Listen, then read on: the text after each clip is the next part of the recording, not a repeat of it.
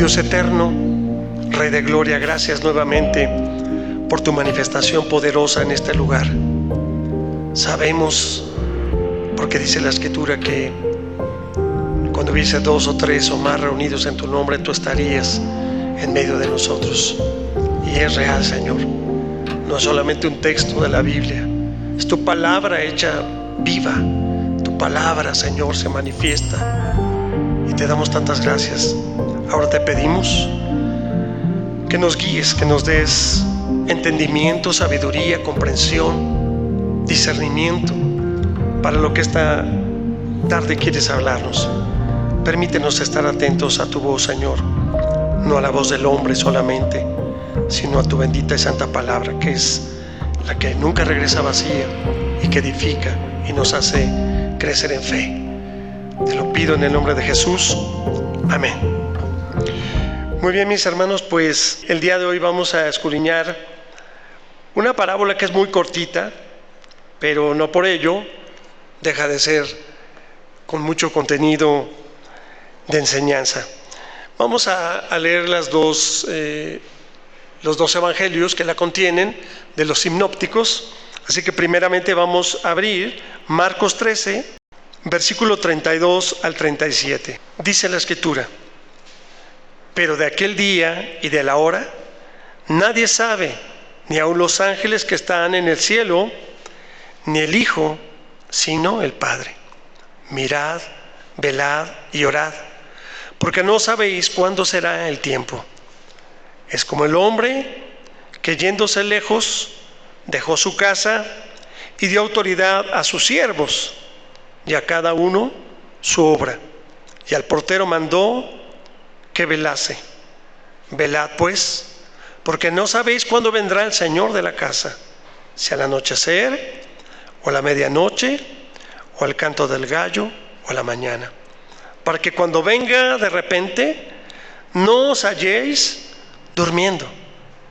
Y lo que a vosotros digo, a todos los digo: velad. Muy bien, pues vamos a leer ahora el Evangelio de Lucas, capítulo 12, versículo 35 al 40. Estén ceñidos vuestros lomos y vuestras lámparas encendidas.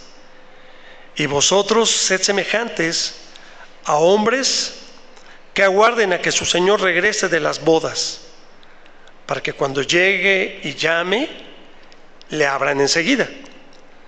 Bienaventurados aquellos siervos a los cuales su Señor, cuando venga, halle velando. De cierto os digo que se ceñirá y hará que se siente a la mesa, y vendrá a servirles. Y aunque venga a la segunda vigilia, y aunque venga a la tercera vigilia, si los hallare así, bienaventurados son aquellos siervos. Pero sabed esto, que si supiese el padre de familia a qué hora el ladrón había de venir, velaría ciertamente y no dejaría minar su casa. Vosotros pues también estad preparados, porque la hora que no pensáis, el Hijo del Hombre vendrá.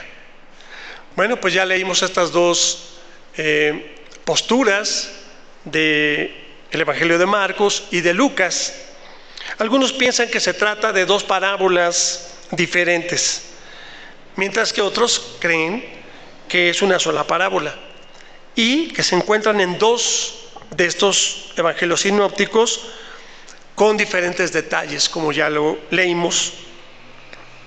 En la versión de Lucas, si nos dimos cuenta, no figura el portero, sino solamente los siervos. En Marcos, el hombre dueño de la casa se estaba preparando ¿para qué? Dice que para salir a un viaje, y asigna una labor para cada uno de sus siervos respectivamente. Al portero, sin embargo, le dejó instrucciones específicas para que velara. Otra cosa que me llamó la atención en la versión de Marcos es que a los oyentes se les involucra con el argumento de la parábola: velad, pues, porque no sabéis cuándo vendrá el dueño de la viña. ¿Se acuerda usted? Luego diremos un poquito más al respecto, pero está en el versículo 35. La versión de la parábola en Lucas no tiene portero, sino que se espera de ellos, de todos los siervos, que estén despiertos, todos, alertas y pendientes de la llegada del Señor de la casa. También Lucas menciona una boda. ¿Se acuerda que también en la otra parábola hablaba de los invitados y que eran a una boda? Otros decían que era únicamente un evento social, pero vuelven a mencionar solamente en Lucas el detalle de la boda. Marcos no tiene ese detalle, así que es obvio que las dos versiones de la parábola no son idénticas. Hay detalles que diferencian a quién estaban dirigidos. Así que de ahí que muchos hablan de dos parábolas y no que es una sola. También nos damos cuenta que muchas de sus expresiones son diferentes, pero lo que sí es real es que la enseñanza de las dos, pues a través de los evangelios, es la misma. La enseñanza es la misma.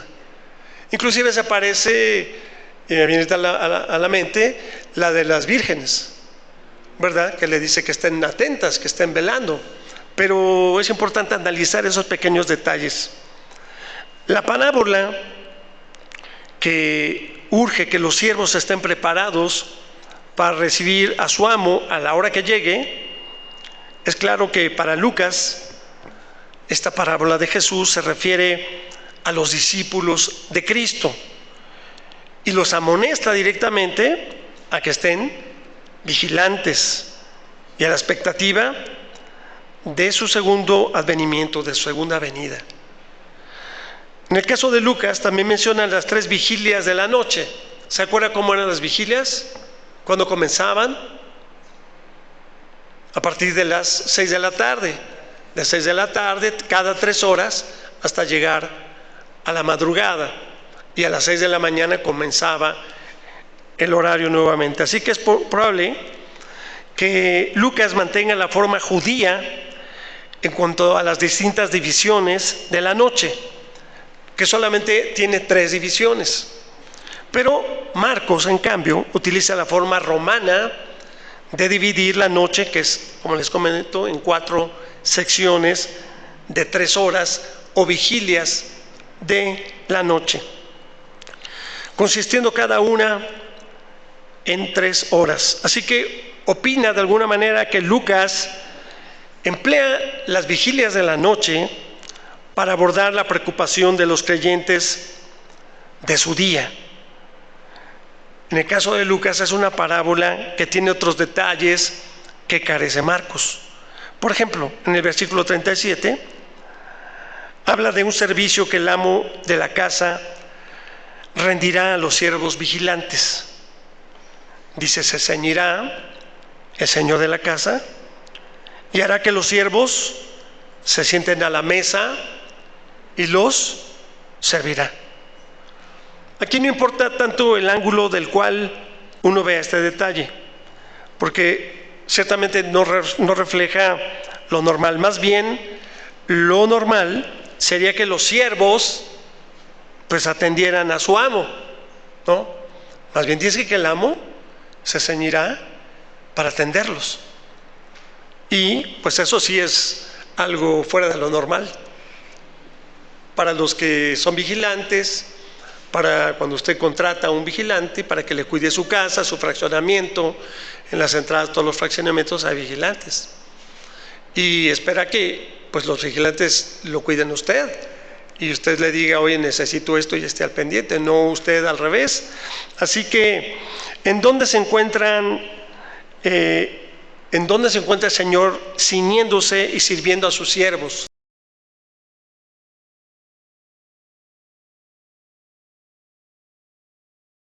¿Dónde vemos esa imagen? en el cenáculo, en el aposento. ¿Se acuerdan cuando él se ciñe la toalla a la cintura? Y entonces, ¿qué hace? Les lava los pies, ¿no? Y se convierte en el siervo, en el servus servorum, el siervo de los siervos. Es el relato de Jesús lavando los pies a sus discípulos y sirviéndoles a la mesa. Solamente se halla ahí en el Evangelio de Juan 13, del 1 al 20. Observemos que la parábola de los siervos vigilantes, más que ninguna otra, habla poderosamente ¿de qué? De la iglesia primitiva, que se preocupaba por la tardanza prometida de la segunda venida. Estamos hablando del el año 70 después de Cristo, 40 años después de que Jesús partió, 40 años esperando a Jesús. Los que estudiaron Tesalonicenses recordará que la segunda carta que escribe Pablo a Tesalónica los exhorta a que se pongan a trabajar, porque estaban esperando que el Señor viniera. Dijeron, pues ¿para qué vamos a hacer ya nada si ya va a venir? Entonces debemos de tratar de comprender un poquito el contexto de lo que estaba sucediendo. Si ellos ya esperaban a Jesús, pues ¿qué caso tenía? Tener familia. Por eso vendían sus cosas y lo repartían entre los pobres, claro, porque había amor y se ayudaban entre todos, pero realmente el sentido era porque, pues ¿para qué quiero tener una casa si el Señor ya va a venir? Mejor la voy a vender y la voy a repartir entre mis hermanos, para que ninguno tenga escasez. Así que, pues en esta versión lucana, pues vemos esta situación muy marcada en cuanto a los múltiples detalles diferentes que de alguna manera viene a dar realce a la idea central. ¿Cuál es la idea central de la parábola? La fidelidad en estar a la expectativa de la llegada del Señor de la casa. Sea el vigilante o sea a los siervos, lo que les decía, estén atentos a que llegue su Señor. Nos narra de un hombre suficientemente rico como para tener siervos, ¿verdad? Hemos platicado cuando habla de los labradores, pues era un hombre pudiente que tenía muchos empleados, y aquí nos habla de un hombre también rico teniendo siervos y deja su casa porque va a ir a una fiesta, tal vez a pues los festejos de una boda, y amonesta al siervo que era el portero para que vele. ¿Para qué? Para que cuando el amo llegue tenga quien le ayude. Bueno, ahorita pues tenemos aguanes eléctricos, ¿no? Pero pues recordará qué tipo de puertas y portones había. Entonces, y seguramente pues iban tal vez si era muy rico podría tener algún tipo de carruaje, pero seguramente iban en caballos, y no iba solo, sino tenía su séquito de personas. Así que es claro que para Marcos y Lucas, Jesús enseñó por medio de esta parábola de los siervos vigilantes y del portero que sus siervos deberían de estar preparados y atentos al entorno, pero conscientes de que vendría. ¿Cuándo vendría? No les dijo voy a ir una noche, voy 3, voy 5. Más bien deberían de estar ¿cómo? Con fidelidad y con esperanza. Los siervos de Jesús deberían de estar ocupados en los quehaceres del reino. Eso es lo que, porque unos dicen pues velad y orad. Pues vamos a estar aquí todo el tiempo hincados, y ¿qué no vamos a trabajar para la extensión del reino? ¿No le vamos a compartir a otras personas? Tenemos que seguir trabajando. Los siervos y las siervas del Señor tienen que estar ocupados en los quehaceres del reino. Una cosa importante que no debían de hacer era desesperarse, porque dice que el que espera, ¿verdad? Qué horrible es estar esperando. que te dejen ahí afuera y estás esperando y esperando, no llega la persona. ¿Qué dicen las personas? No, yo ya me voy, hay que se quede, ya me voy. Dejan a la esposa, dejan a los hijos, nos vamos y ahí te ves. Es difícil esperar a una persona, sinceramente. Así que no deberían de desesperarse. Es una característica la paciencia, un fruto del Espíritu, y no deberían de permitir tampoco que la ansiedad entorpeciera su actitud, ¿verdad? Su actitud del amor. Porque si tú amas al Señor, vas a ser paciente y vas a esperar. Ese es uno de los frutos, la paciencia, pero no todos la tenemos, ¿va? Somos muy impacientes, muy desesperados. Así que hemos dicho que las varias versiones de esta parábola de Jesús reflejan la necesidad de que la iglesia primitiva interpretara el mensaje de Jesús con relación a su propia situación. Originalmente, Jesús hablaba de la llegada repentina de una nueva era, un nuevo cambio. Consumado es, comienza algo nuevo. Todo lo viejo ha pasado. ¿Quién está en Cristo? Empieza todo nuevo. Así es que era la gran crisis que procedería a su cumplimiento. Él urgía que la gente estuviera preparada para cuando Él regresara, cuando Él viniera. Cuando no aparecía, entonces la iglesia, ¿qué tuvo que hacer? Pues ajustarse de alguna manera para tener una nueva perspectiva de largo plazo. ¿Qué nos pasa hoy en día? Sinceramente, pocas personas creen que Jesús vendrá pronto. Todos decimos sí, vendrá, pero ¿cuándo? No, pues ya pasaron 2024 años. Puede ser que pasen otros 2000 o 3000 o 5000 años. Entonces eso es lo que hace en el cristiano, pues que te relajas, ¿no? O sea, no lo tomas con mucha seriedad. No sé, las mujeres que sus maridos han sido muy celosos o les enseñaron que debes de estar en tu casa.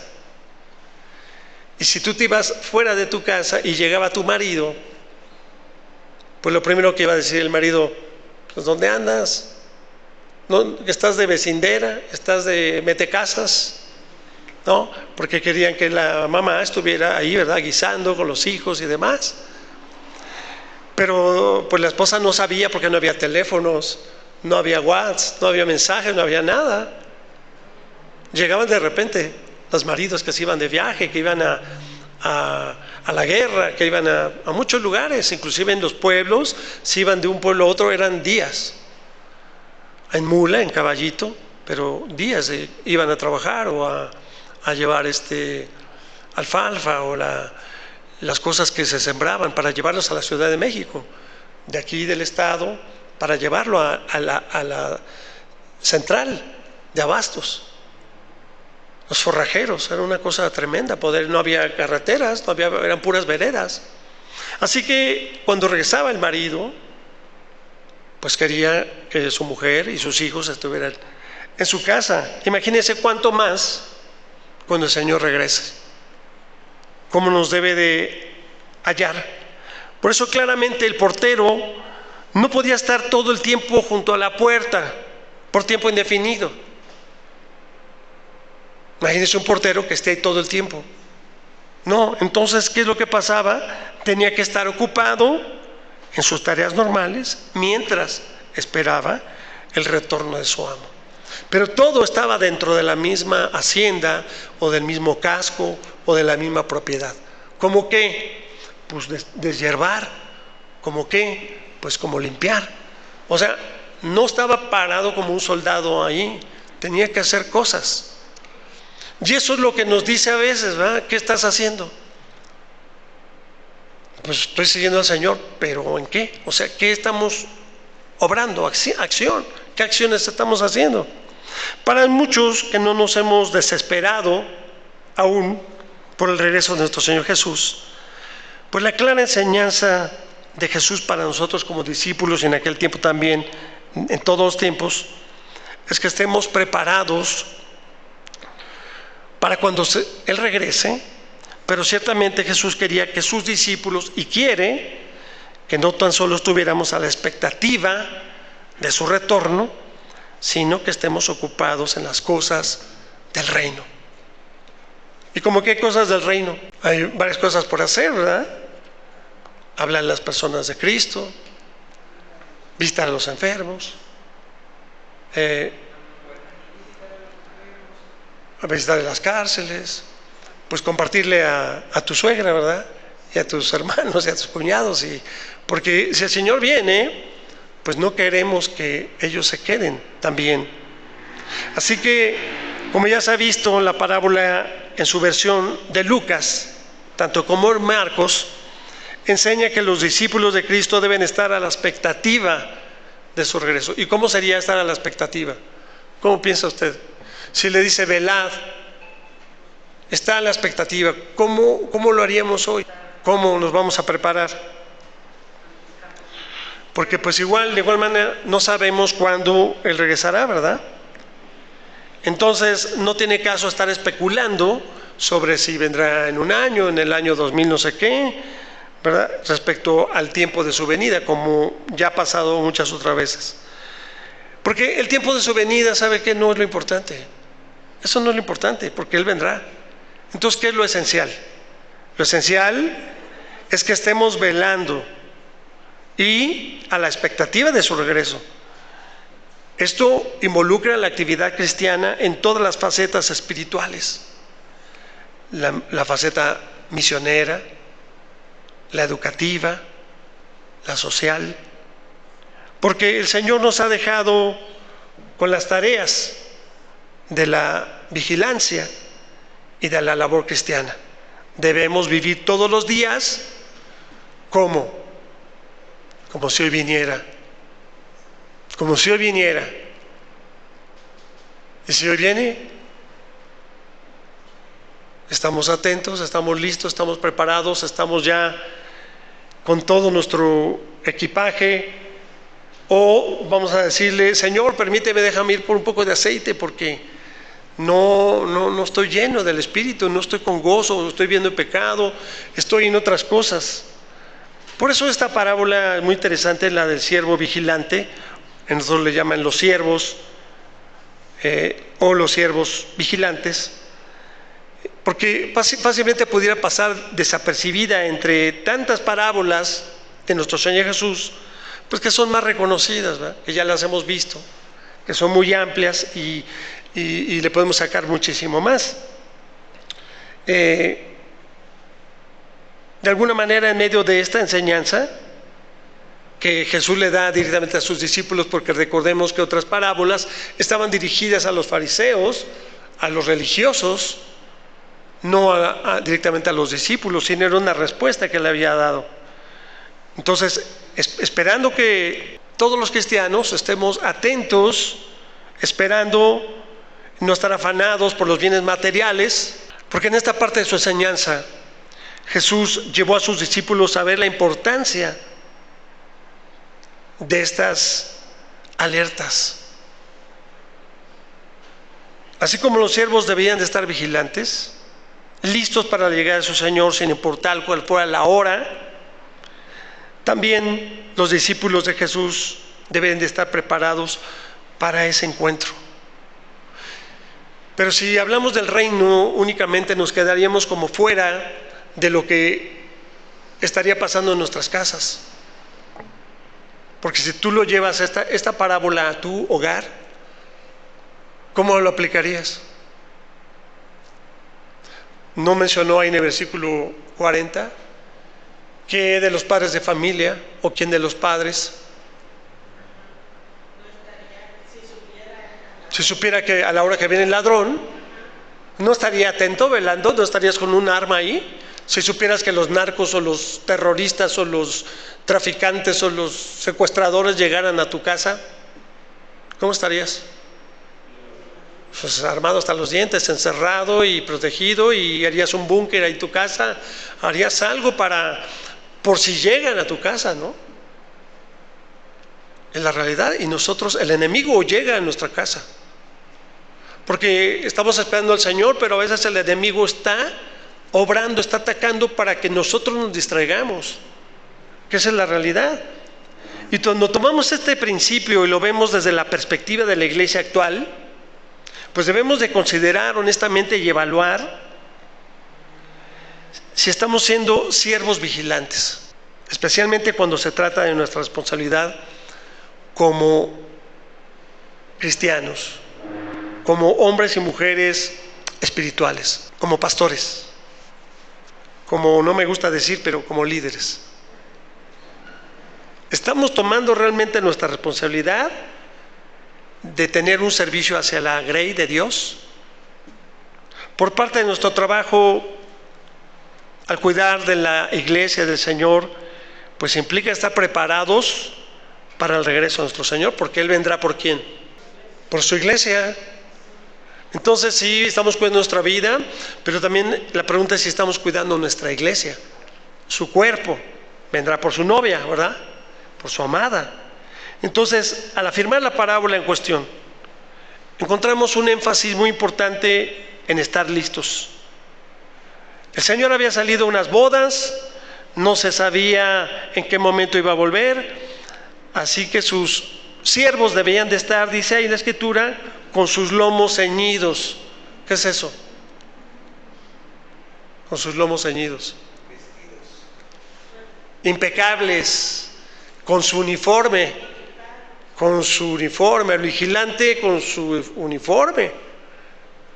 ¿Qué nos pasa luego a los que llegamos tarde o queremos salir y el vigilante qué pasa a las 2 o 3 de la mañana? Están dormidos, les tienes que abre, oye, ¿qué pasó? Pues imagínate. Y luego se paga la cuota. ¿Y cómo es que se roban los carros, las llantas de los fraccionamientos? Y te toman la foto y te abren la cajuela y todas las cosas de seguridad, y tú que eres el que vives ahí. Un montón de medidas de seguridad. Y los ladrones, ¿cómo es que salen? ¿Cómo es que se llevan las cosas? ¿Cómo entran? Por eso es que dice, ¿verdad?, que el ladrón no entra por la puerta. Dice salteador, ¿no? Entra por otro lado. Pero el pastor entra por la puerta. Entra por el lugar correcto. Así que esta cuestión de estar con los lomos ceñidos, vestidos con todo su atuendo en orden. Sus lámparas deben de estar encendidas. No había electricidad, entonces tenían que tener ahí un quinqué con bastante aceite para que durara toda la noche. Sus lámparas encendidas, sus oídos atentos y preparados para abrir la puerta en el momento que serían llamados o requeridos por su Señor. Nosotros como iglesia igual. Debemos de estar atentos cuando somos requeridos por Dios para ir a orar, para ir a interceder, para ir a hablar con la hermana, son las cosas que nosotros como siervos tenemos que estar atentos a las cosas de Dios. Le preguntaba a una hermana, ya usted sabe que cuando usted no viene a la iglesia, por la tarde terminando el culto, normalmente mando un saludo, especialmente para saber cómo está. ¿Por qué? Porque luego te enteras que la hermana se enfermó y no pudo venir porque está enferma. Bueno, pues vamos a orar por usted. No es como para que sienta la presión de que ya no vine y el pastor me va a estar duro porque no vine. No es eso. Es que una cosa es que hay ocasiones que hay hermanos que se han accidentado. Mi pastor, ¿qué cree? Que tuve que ir a México y tuvimos un choque. ¿O qué cree? Que nos quitaron la documentación. Pues vamos a orar o vemos qué podemos hacer. Es por eso. Entonces me dice una hermana, me contesta, le digo, hermana, espero que esté bien, tal, y me dice, es que no pudimos ir porque tuvimos un compromiso. Pues todos tenemos compromisos. Yo me quedé pensando, ¿verdad? Si el compromiso es mayor, ¿con quién? Yo dije, a lo mejor la hermana se fue a orar por un enfermo, fue a visitar a una familia y ahí le compartió. O sea, el trabajo de la iglesia no es aquí adentro de la iglesia. Y qué bueno que usted tenga compromisos sociales, pero ahí nosotros tenemos que hablar de Cristo. Si vamos a una comida, vamos a un lugar, podemos compartirle a las personas, especialmente con nuestro testimonio, ¿verdad?, de amor, nuestra rectitud. Así que esta es una escena muy ilustrativa y la encuentro muy útil pues para nosotros en estos tiempos. Esa es la condición en la que deberíamos de estar como iglesia hoy, y es la condición también en la que deberíamos de estar como individuos, como cada uno de nosotros como cristianos. Cada uno como miembros de esta iglesia debemos de estar alertas. Debemos de estar listos, a la espera y deseando la llegada del Hijo del Hombre. La misma congregación tiene que tener ese mismo anhelo. Como siempre decimos, pues no nos queremos morir, no queremos ya irnos. Entonces, como que yo creo que, no sé si usted ore, Señor, ya ven pronto, ya ven por nosotros, Señor. Yo creo que pocos oran en ese sentido. Hace rato, antes de venir a la iglesia, pasé un tiempo de oración, un rato, y mi corazón tenía eso, decirle, Señor, como el apóstol Pablo, ¿eh?, estamos listos. Para mí el vivir es Cristo, el morir es ganancia. ¿No le ha pasado a usted que se siente tan plena, tan en paz, tan bien? Decir, Señor, si hoy vienes o si hoy me tengo que ir, me siento feliz, me siento en paz, me siento contento, me siento tranquilo, estoy trabajando para lo que tú me llamaste. De esas veces que platicas con el Señor y te sientes bien. Y claro, de repente hay angustias, hay problemas, hay dificultades, y dices, ay no, Señor, otro ratito, quiero ver a mi hija crecer, quiero que se case, quiero que mis nietos, y empezamos a querer muchas cosas, ¿no? Pero sí hay un momento en donde nosotros anhelamos, y no como una decepción, porque hay gente que dice, no, ya, pastor, ya, que Dios venga, ya me lleve. O sea, como una huida de este mundo. Entonces quiere decir que este tiempo terrenal no lo estás disfrutando. No estás disfrutando lo que tienes, a tus hijos, a tus nietos, tu trabajo, tu casa, tu comida, todo lo que Dios te ha dado, nuestro usufructo, pues debemos de disfrutarlo. No nos debe de dar angustia no tener o tener poco, o habrá escasez. Por eso decía, pues si hay escasez lo gozo, ¿no? Y también en la prosperidad me gozo, ¿no? Pero cuando no tengo, pues tengo frijolitos, pues me gozo con los frijolitos y con una tortilla dura, ¿no? Pero tengo para comer y no me quejo. Y después el Señor nuevamente proveerá. Así que, pues encontramos que hay un galardón. Hay un galardón. Hay bendición para los siervos vigilantes. No es nada más una indicación como militar, lo he platicado. En militar ha ido usted los que han ido a Inglaterra, pues ya usted ve ahí a los soldados, ¿va? Pero no me voy tan lejos, se ha ido al castillo de Chapultepec, ahí antes de donde están los cuartos, en las puertas están los soldados que ni siquiera los saludan ni nada, están parados todo el día ahí.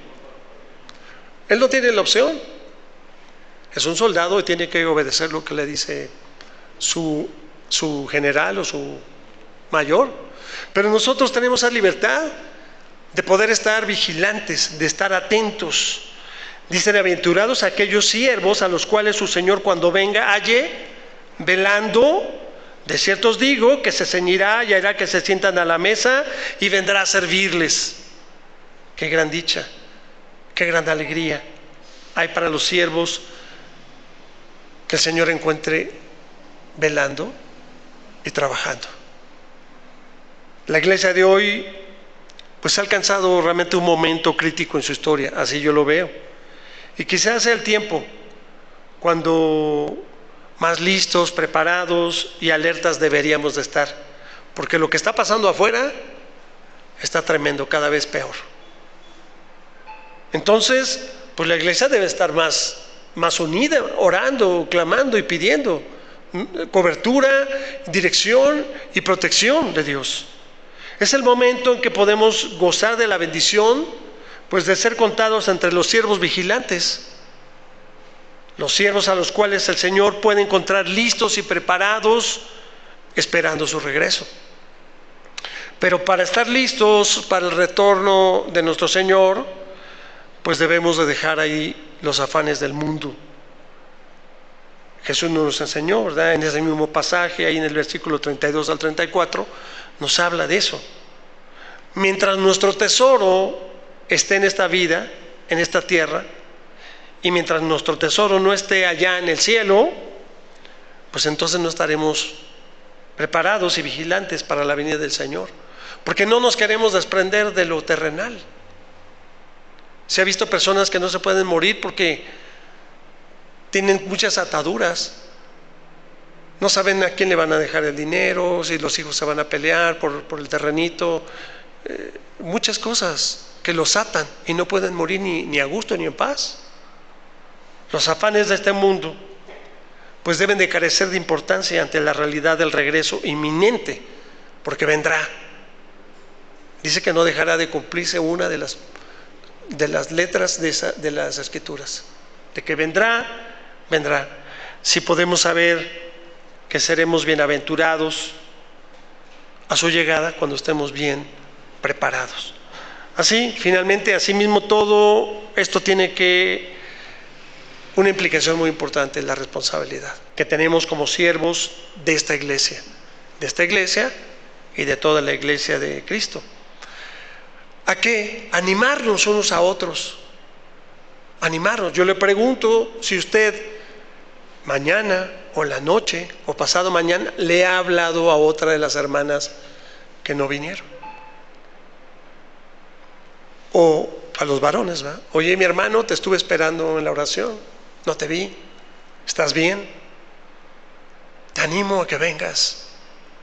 A veces sabemos la situación de otros hermanos, pero pues a veces, oye, ¿puedes orar por mí? Ahí te encargo mi oración, ¿no? Y yo digo, ¿y quién debería estar orando? ¿Yo o él? No, yo le digo, hermano, vamos a unirnos en oración, 5 de la mañana, vamos. Ay, pastor, es muy temprano. Pero tienes una mega bronca, tienes una situación bien difícil. No se puede como a las 11 o 12 más o menos que ya estoy despertando. Bueno. Oh, hermano, no pude orar, me quedé dormido, tuve trabajo y tuve esto y lo otro. Bueno, entonces, ¿cómo? O sea, ¿quieres dejarme tu responsabilidad a mí para que llore, para que Dios me responda a mí y te diga, oye, ¿qué crees? Ya está listo tu problema. Ya, no hagas nada. Pues yo tengo la situación, pues yo soy el que me tengo que esforzar y estar duro y perseverando. Entonces tenemos que ser responsables, siervos responsables, de animar a nuestros hermanos para que estén también ellos preparados. Tal como Pablo instruye en Timoteo, segunda carta de Timoteo 4:8.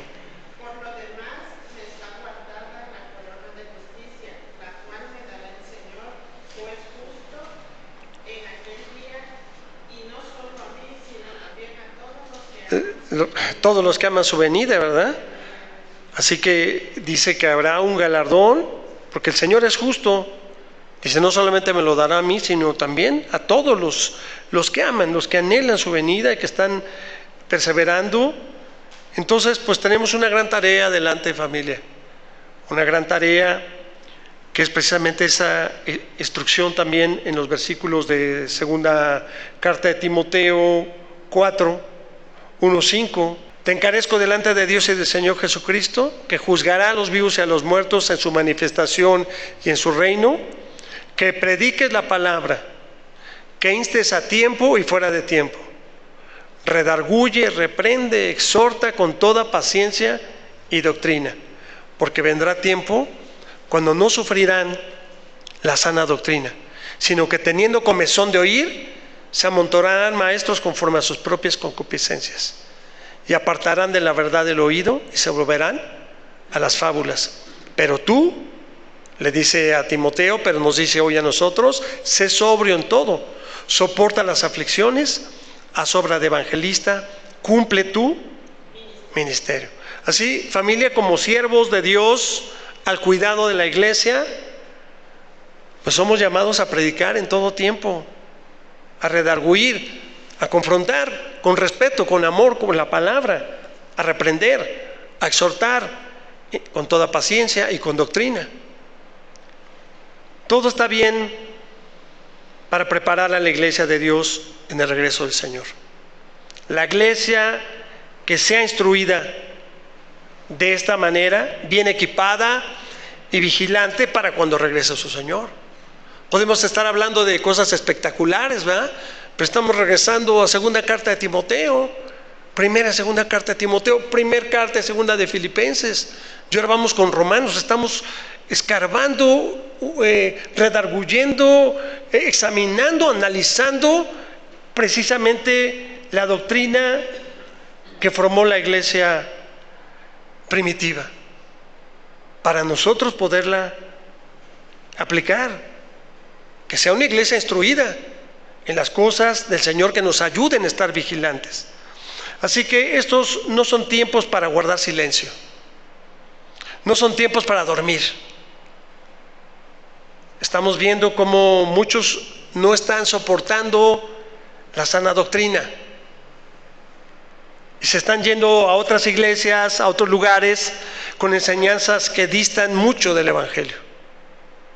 Muchas iglesias han preferido las charlas motivacionales, el humanismo, sanidades espectaculares y cosas que buscan más la motivación que la enseñanza abierta al Evangelio. Muchos han elegido la enseñanza que apela a las emociones, ¿verdad? Que nos hace llorar, nos hace sentir muy bien y desahogarnos, pero que estimula el sentido del bienestar y de la autosuficiencia, dejando a un lado la gloriosa verdad de la palabra de la salvación en Cristo. Así que todo esto constituye un gran desafío para los que Dios ha llamado a servir cuidadosamente a su iglesia. No dejamos de predicar, no dejamos de exhortar, no dejamos de congregarnos, no dejamos de reprender, de animar, de instar en la sana doctrina, la enseñanza, comenzando por nosotros mismos.